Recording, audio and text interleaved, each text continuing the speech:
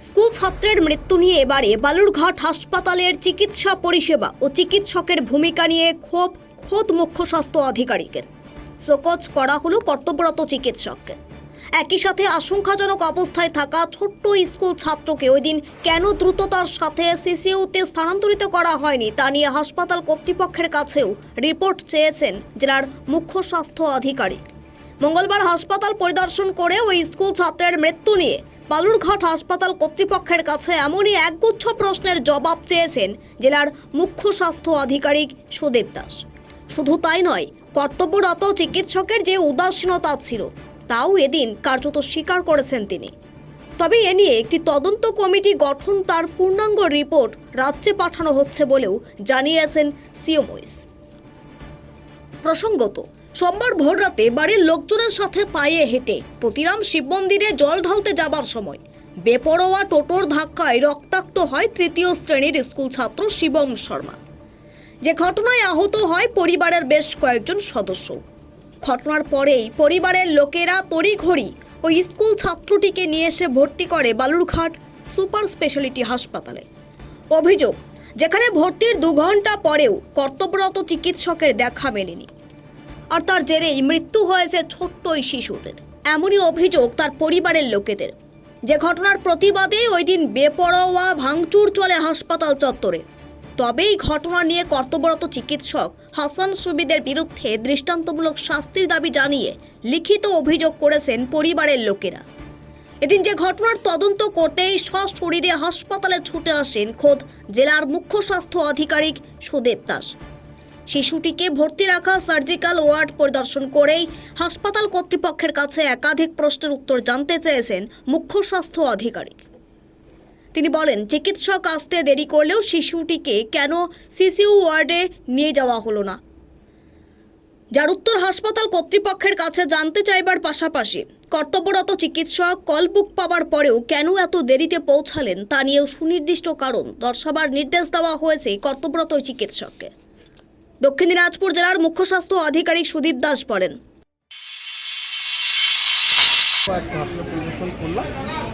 যে বিষয়গুলো ছিল সেটা আমরা অ্যাড্রেস করলাম, দেখা যাক করা যায়। এমনি স্যার কি পরিবারের লোকেরা বলছিল যে 2 ঘন্টা পর চিকিৎসক এসেছিলেন? 2 ঘন্টা পর নয়, মানে চিকিৎসক আসতে সত্যি দেরি হয়েছে। হাসপাতাল রেকর্ড আমি যেটা পেলাম 5টা 45-45 ওনাকে কলবুকটা দেওয়া হয়েছিল, আর উনি 6টা 30-এ উনি কলবুক রিসিভ করেন এবং ওয়ার্ডে আসেন। এইটুকু অ্যাজ পার কলবুক রেকর্ড হিসেবে আমি এইটুকুই পেলাম। তবে হ্যাঁ, ওনার আরও একটু আগে আসতে পারলে সব উচিত ছিল বা কলবুক অ্যাটেন্ড করা হয়েছে, আমরা দেখে নিচ্ছি কী ব্যবস্থা দিচ্ছেন? মানে তারা তো আমরা ওনাকে একটা জানতে যাবো ওনার কাছে কেন ওনার দেরি হলো বা কী। পাশাপাশি আমাদের একটা এনকোয়ারি হবে, এনকোয়ারি রিপোর্টে যা উঠে আসবে এভাবে স্বাস্থ্য দপ্তরকে আমরা পাঠাবো, প্রয়োজনীয় ব্যবস্থা নেওয়া হবে। এটা এনকোয়ারি চলবে, তাকে একটা জানতে চাওয়া হবে, কারণ দর্শাতে দেওয়া হবে যে কী জন্য সেই তার বিরুদ্ধে যে কমপ্লেনটা হয়েছে সেটা সম্বন্ধে তিনি কী, তার কী বক্তব্য সেটা আমরা জানতে চাইব। সমস্ত রিপোর্টগুলো নিয়ে আমরা উইথ মাই রেকমেন্ডেশন যেটা উঠে আসবে সেই রেকমেন্ডেশন অনুযায়ী আমি ডিপার্টমেন্টকে পাঠাবো। ডিপার্টমেন্ট যা অ্যাকশন নেবে, যাকে দেখে নিই কী ইস্যু আসছে, যদি ইস্যুতে যদি সেরকম উঠে আসে as per the enquiry report will একটা করি।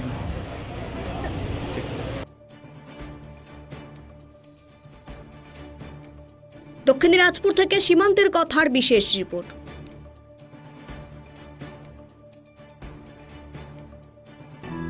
নমস্কার দর্শক বন্ধু, আমি আপনাদেরই বন্ধু সঞ্জয়। দর্শক বন্ধু, আপনি কি কোনো সমস্যায় জর্জরিত হয়েছেন? আপনার সচল ব্যবসা অচল হতে শুরু করেছে? আপনার কি দাম্পত্য জীবনে সুখ শান্তি বিঘ্নিত হচ্ছে? আপনার সন্তানকে নিয়ে আপনি দুশ্চিন্তায় রয়েছেন?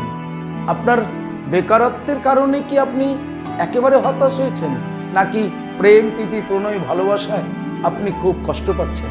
দর্শক বন্ধু, সকল গ্রহের অশুভ গ্রহের সমস্যা সমাধানের জন্য আপনারা পেয়ে যাবেন আমাকে আপনাদের শহর বালুরঘাট হোটেল হর্নবিলে।